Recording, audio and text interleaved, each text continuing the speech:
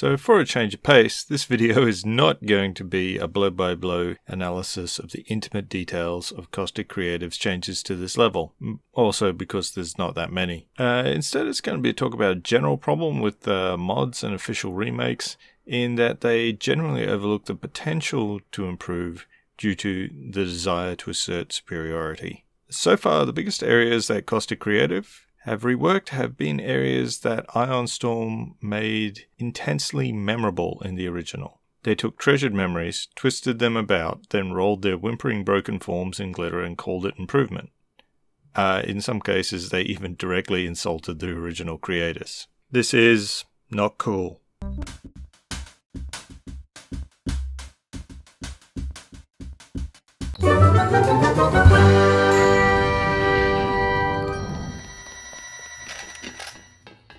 Now, if there was a level that could have been completely reworked by an amateur modding team, it would be the Missile Silo.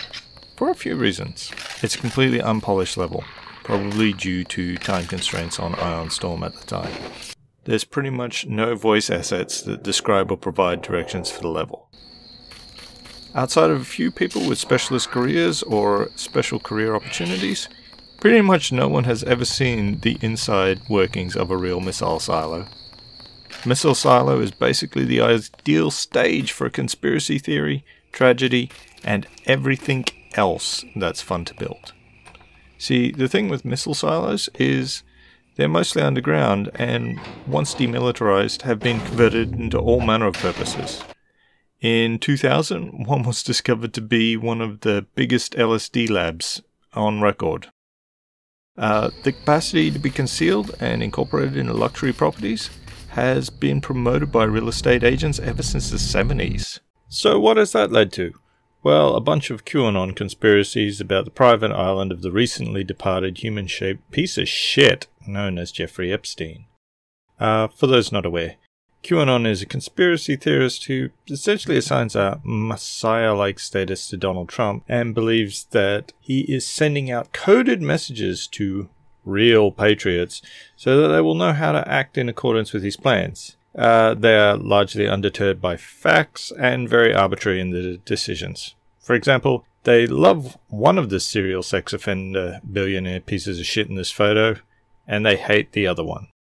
Now, entirely based off their weird pro-fascist politics, the fact that Epstein was friends with Democrats, as well as Republicans, and some super shitty analysis of Apple and Google Maps satellite photos of Epstein Island, they've concocted a bunch of conspiracy theories. Some of these theories are pretty wild, so here's the bullet points. That the island is housing 4 nuclear missiles for the Mossad because there's 4 tennis courts and also, by coincidence, 4 compass points.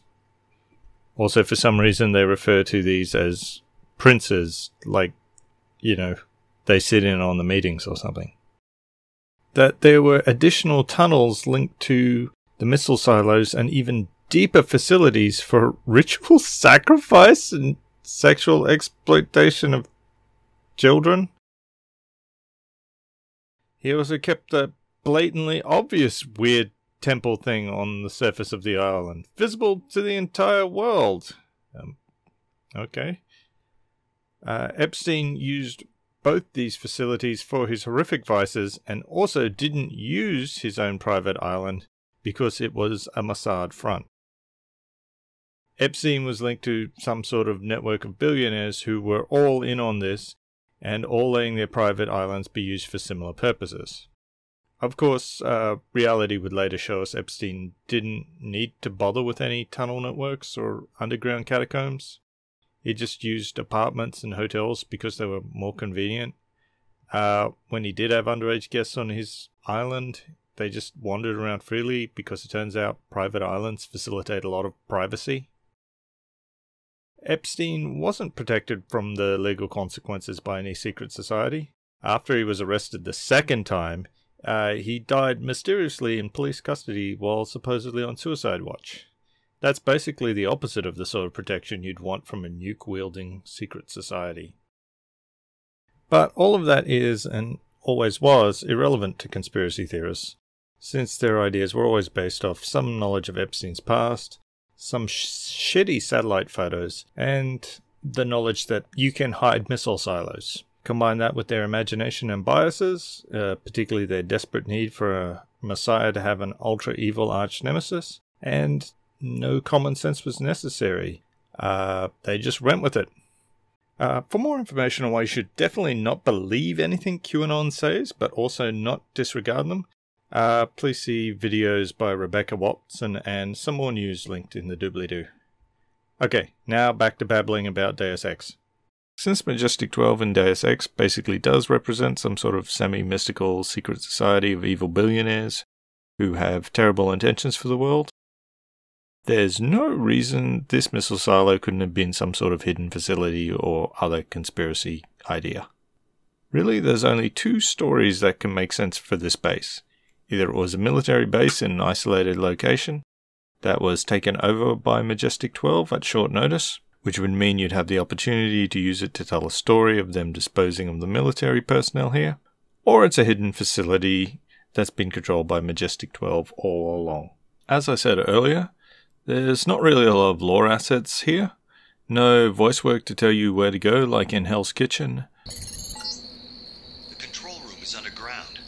The security code we have is 8456, but that's an old piece of trivia from our days at Area 51. I doubt it still works on all of the doors. No descriptions of buildings or discussion of what was there. So why not consider giving it a full rework and going wild rather than defacing settings with complicated asset interactions?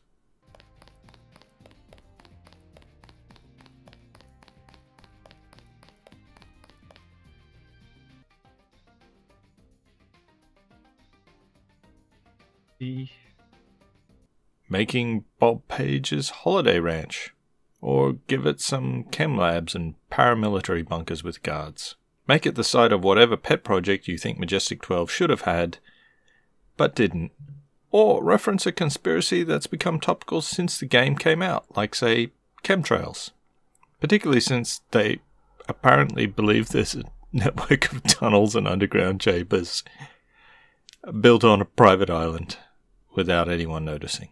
This would also provide an opportunity to redo the level in a way that reflects how much the genre has changed and been expanded on since the game was released 20 years ago. One of those obvious changes is the third dimension.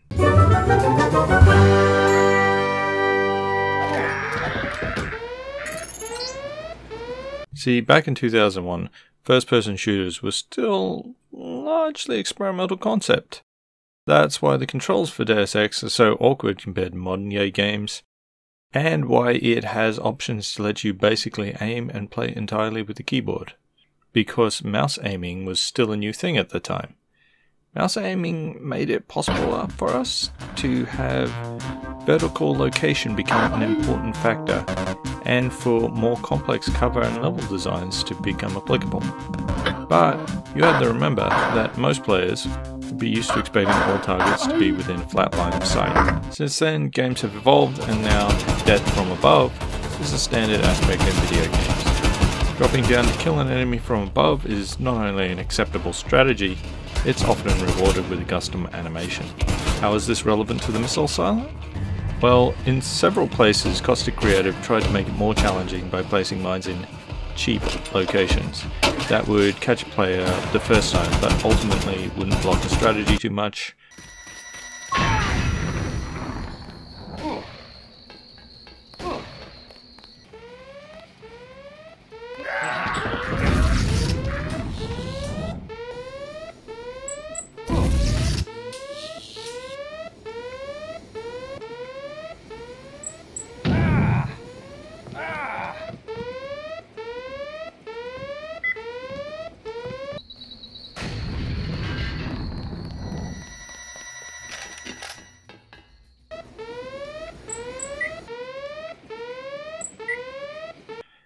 Particularly since my strategy in my playthrough was, well, simply to barge in guns blazing, then line up and drop down with a sword. We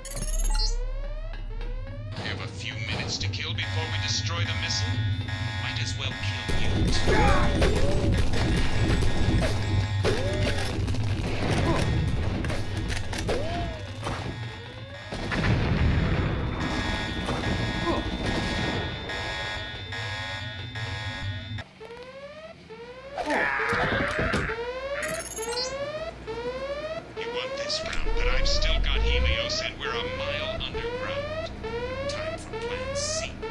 These kind of cheap tactics to punish players for not sharing the designer's imagination is what academics refer to as a dick move. In this case, it rewards applying a strategy that the original developers couldn't anticipate and doesn't really make sense within the narrative. Like, JC would have seriously had some problems jumping and landing on people.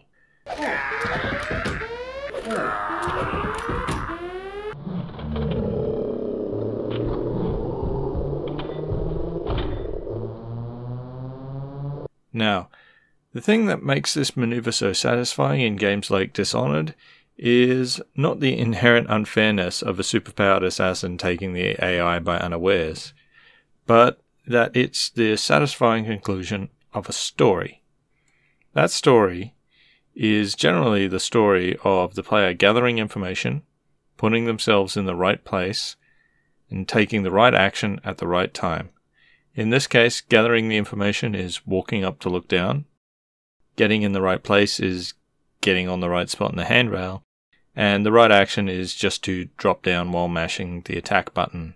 And the right time is anytime you feel like, really. We have a few minutes to kill before we destroy the missile. Might as well kill you.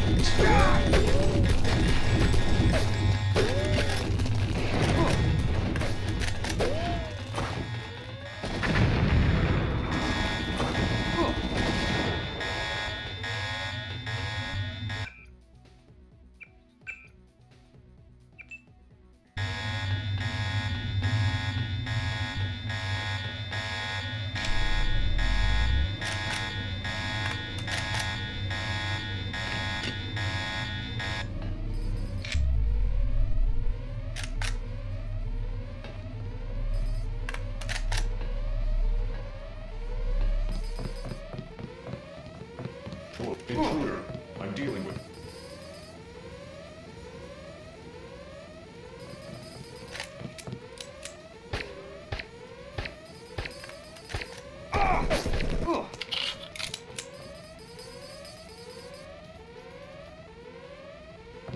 Target in sight.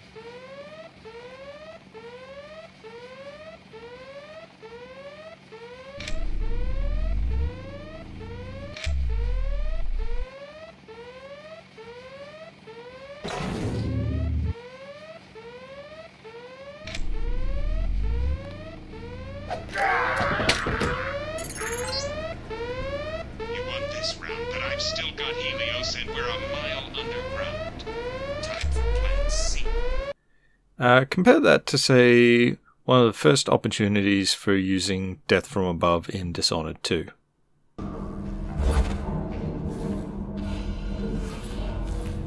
These bastards are working with Ramsey and the Duke of Serkonos.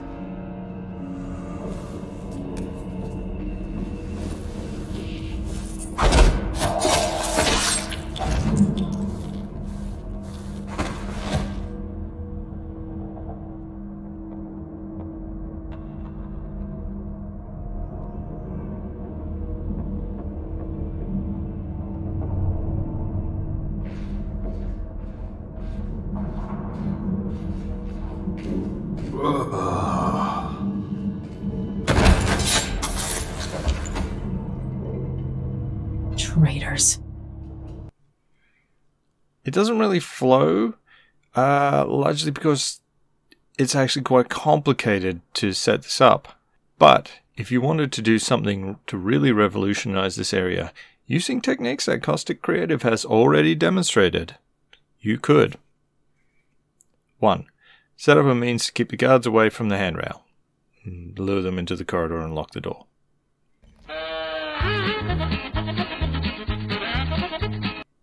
2. Set up a couple of traps that need to be disarmed before you can peer down at Howard. 3.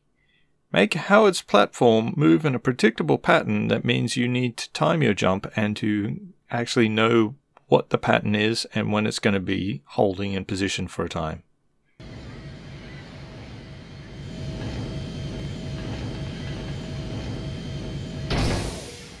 Okay, you can't really expect them to make the attack button timing a thing or the custom animation, but those things are really just the icing on the cake for an action like Death from Above. What the real reward is seeing all your work that you did leading up to that moment paid off with a satisfying murder. Or, yeah, sometimes they're just sleeping. Honest.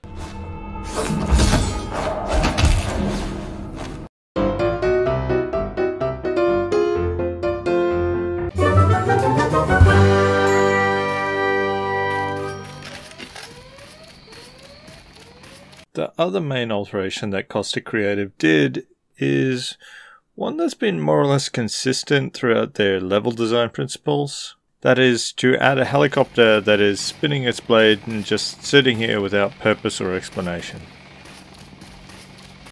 They were justifying these and various other decisions of out-of-place rooms, etc., with the claim that they were creating the feeling of a real, expansive world outside. But there are 2 problems with this. First, in a game that encourages you to contemplate the meaning and look for clues, these tableaus create confusion and distrust in the design, especially if linked to the general narrative of the game. Given the situation, it's pretty reasonable to expect that the pilot is either dropping off troops or should be getting the fuck out of town. The second is that showing people something cool and placing it just out of reach is how you create the feeling of imprisonment. What the?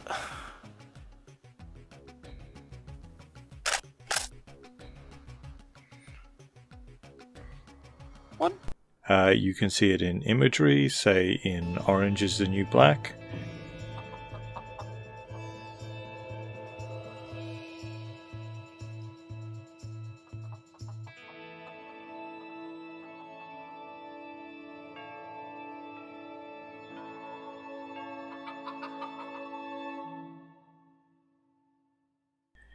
You can hear it in songs such as Johnny Cash's classic Folsom Prism,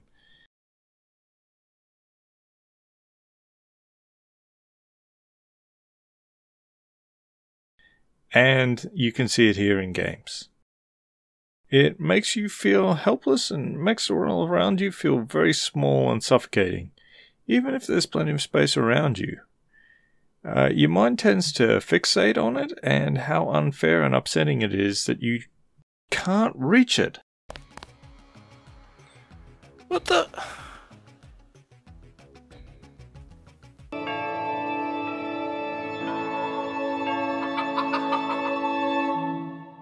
Especially if there's some sort of perceived reward for getting there.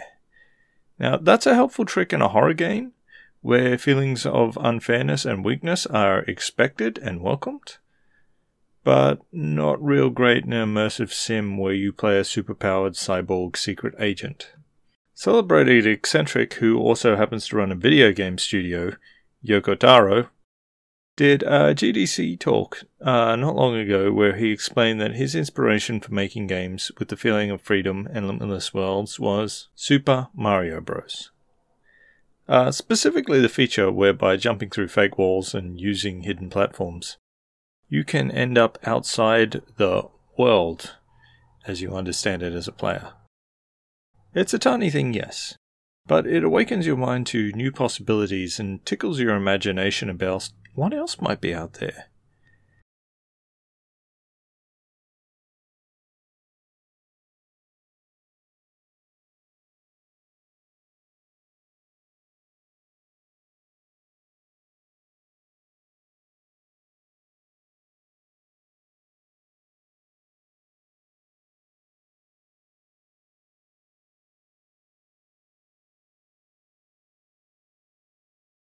So we're going to go way back in time here, as you can see. So Super Mario Brothers is one example. I was able to move my character all the way up to the top of the map where the score is positioned. And that's what we see on the left here.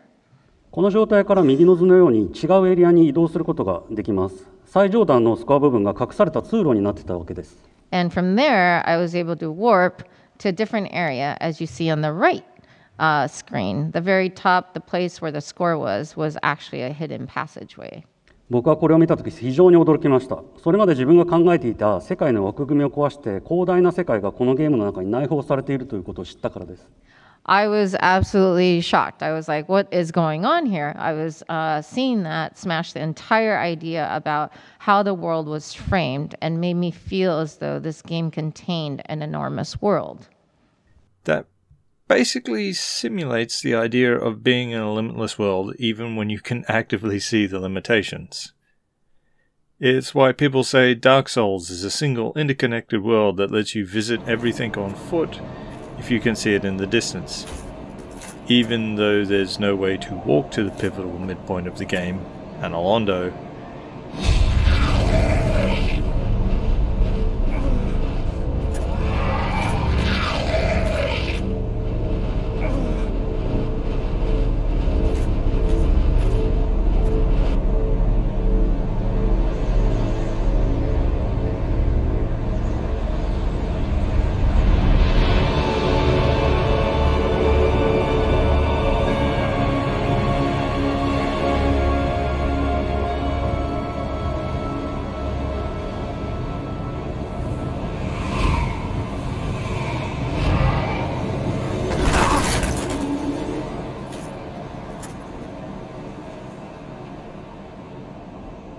Or visit this weird city that you'll see early on if you wander into the graveyard, like approximately 99% of disgruntled players do. So, if you want to create the illusion of an infinite world, don't put weird helicopters off to the side, or elaborate out-of-bounds areas with power-ups.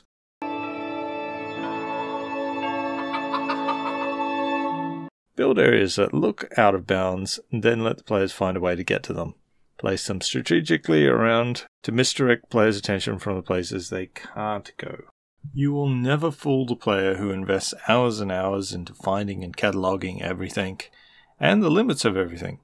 But you will blow the mind of the average player, and maybe give that player who's cataloguing everything relentlessly a magical moment too. If you do it the other way around, then you'll give people a brief magical moment, but it'll also be followed by a hangover of disappointment when they find out that it was just a cheap trick, and they may have potentially wasted hours trying to enjoy it further.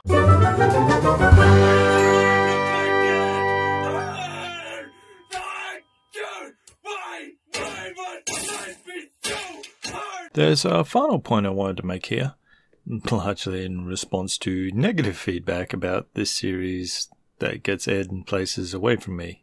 That is the idea that when I mock their announced tiny corrections or point out massive errors, that I'm somehow demanding changes be made and that nothing will ever be good enough.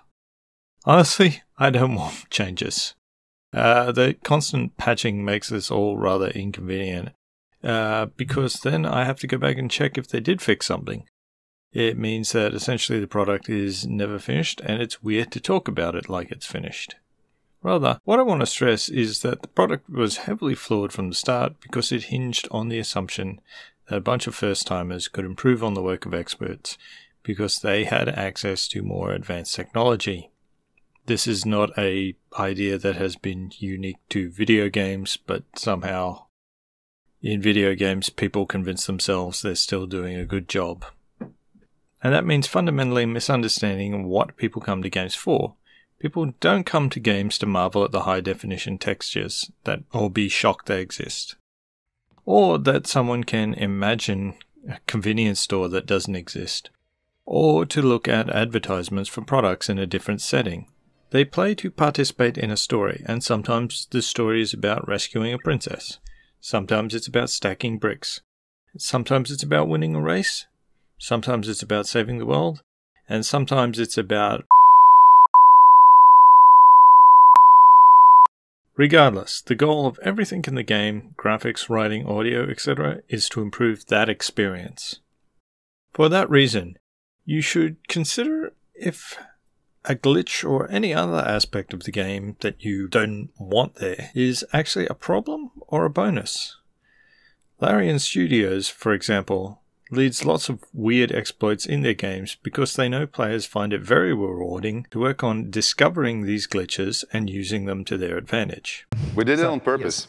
So why do you have that? We did it because we know that players like to glitch a game, so we think it's of a way of promoting player agency. If they figure it out, they're very proud of it. It's similar like, oh, I'm going to talk to him and then I'm going to steal everything. We leave that in because we know players like it, even if it obviously is an exploit. Okay, so it's literally by design. I mean, some people have been enjoying watching me discover and use exploits in this game. You don't even need to be the one doing the exploiting to be enjoying it. So while it's critical to work on fixing glitches, bugs, and exploits that ruin or distract from the core experience for players, it's also important to sort through issues and find suitable solutions. Sometimes the solution is a bug fix, sometimes the solution is to scrap it, and sometimes the solution is just to leave it there for players to enjoy, or just to accept that it's not going to get fixed and move on. When I laugh at weird, obscure bug fixes being announced, it's not because I don't think that they're trying to fix things. It's because of the absurdity that somewhere there was someone who was going to have a whole different experience because a typo is fixed, or that flies will no longer set off laser wires, or that trees get fixed so that the bottom branches connect properly. The big issue with revision isn't a typo, or a bug, or even the dropped frames from overloading with extra assets, or an obscure texture. It's the core hubris and hypocrisy that drives the decisions. The idea that a bunch of first-timers with no training can greatly improve on the work of experts through redoing all the most engaging areas however they fancy at the time, and that the modders that are doing this deserve praise for their intentions regardless of the outcome, but that the original developers should somehow be disregarded or criticized and assumed to have had ill intent. Deus Ex was a great game with a bunch of flaws when it was released. The developers know that, and they also know that it's not healthy to dwell on a single piece. Basically, you just have to take the lessons that you learned from it and move on and start on your next piece. That's the only way to keep moving forward and to have finished with creating more than one thing in your life. No, God! No, God, please, no! No! No! No! AIs who can insta-kill you from massive distances, the real problem is they use disabled bots as a shield? Like, I think I know which is more unrealistic. Most recently, they addressed some of the real problems with the areas. Apparently they felt that's what was wrong with the Universal Constructor. The lack of a partially constructed bot. Not literally everything else. But there is some good news. In order to try to revive interest in it, it appears that they've decided to use their variant game status to enable workshop items. Specifically, they've enabled adding the Nameless Mod 2.0 to run on your instance of Revision. For those not aware, the Nameless Mod is highly regarded total conversion mod which introduces its own story, characters, weapons, and general content such as voice acting and flavor text. In short, it's pretty much what you should do if you're making a mod like this. In fact, it's such a great mod, here's what I propose. Update the Revision mod so it's only the Nameless Mod 2.0. Everyone wins. Disclaimer. I will not be adding the Nameless Mod 2.0 content to this Vivisection of Revision. No. Nothing against Nameless Mod, just like... it's literally nothing to do with Revision. Now we're almost at the end. All that's left is Area 51. That won't take long, will it?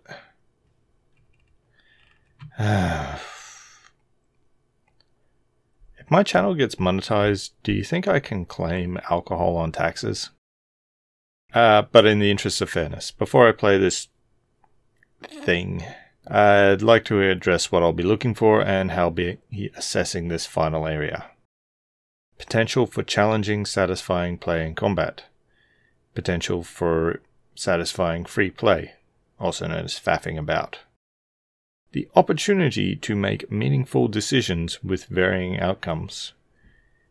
And lastly, development of characters and the overall story of Deus Ex. I'm picking these 4 items because I believe these are essentially the visceral core of the Deus Ex experience and what I would expect a mod like this to focus on. To be even fairer, I've listed them in the order of achievability. Character and story development being the hardest, since obviously they can't rehire the voice actors or do that much with the development with the limited resources available. Does that seem fair to you? Let me know in the comments. And I'll see you next time.